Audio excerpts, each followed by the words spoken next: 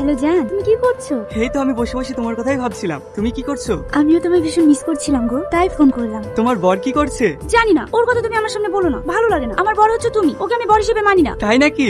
হ্যাঁ। শোনো না, তোমার সঙ্গে দুদিন দেখা করিনি, মনে হচ্ছে যেন অনেকদিন দেখা করিনি। চলো না আজকে একটু দেখা করি। শোনা, আজকে আমার অফিস আছে, আমি কি করে দেখা করব? আমি তোমার কোনো কথা শুনতে চাই না, আগে আমি তারপর তোমার অফিস। আচ্ছা ঠিক আছে, আসছি। সরি সোনা, আমার আসতে একটু লেট হয়ে গেল। এটা আবার নতুন কি ব্যাপার? তুমি তো সবসময় লেট করে আসো। রাগ করছো কেন? সরি বললাম তো। তোমার সাথে আমার কিছু কথা আছে। কি কথা বলো? এইভাবে রোজ রোজ লুকোচুরি করে হোটেল রেস্টুরেন্টে দেখা করতে আমার ভালো লাগছে না। তুমি আমাকে কবে নিয়ে যাবে তাই বলো। এর জন্য মন খারাপ? তোমাকে আমি অল্প দিনেই আমার বাড়িতে নিয়ে যাব। আমি ওসব কিছু শুনতে চাই না, চলো আমরা কালকেই পালিয়ে গিয়ে বিয়ে করি। আচ্ছা ঠিক আছে, তোমার খুশিতেই আমি খুশি। তোমাকে একটি কথা বলবো? হ্যাঁ বলো। আমি তোমাকে আমার জীবনের থেকেও বেশি ভালোবাসি। আমি ওর বাড়িতে থাকতে পারছি না, স্বামীর সঙ্গে রোজ ঝামেলা হচ্ছে। চলো না আমরা বিয়ে করে ফেলি। আমি তো বিয়ে করতে সবসময় প্রস্তুত আছি, কিন্তু তোমার মেয়ের কি হবে? মেয়ের কি হবে ওসব জেনে আমার কোনো কাজ নেই। ওর বাবা আছে, ওর কাছেই থাকবে। আমার আর স্বামীর ঘরে ভালো লাগছে না, প্লিজ তুমি কিছু একটা করো। ঠিক আছে, আমি তোমাকে কালকে বিয়ে করছি। আমি জানতাম আমার জন্য কখনোই আমাকে ছেড়ে থাকতে পারবে না।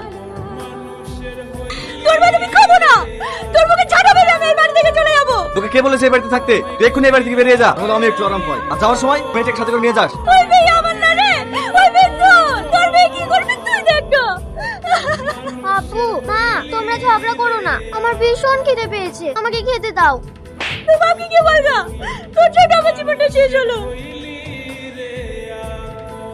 চলো আজ থেকে আমরা নতুন জীবন শুরু করি। হ্যাঁ চলো।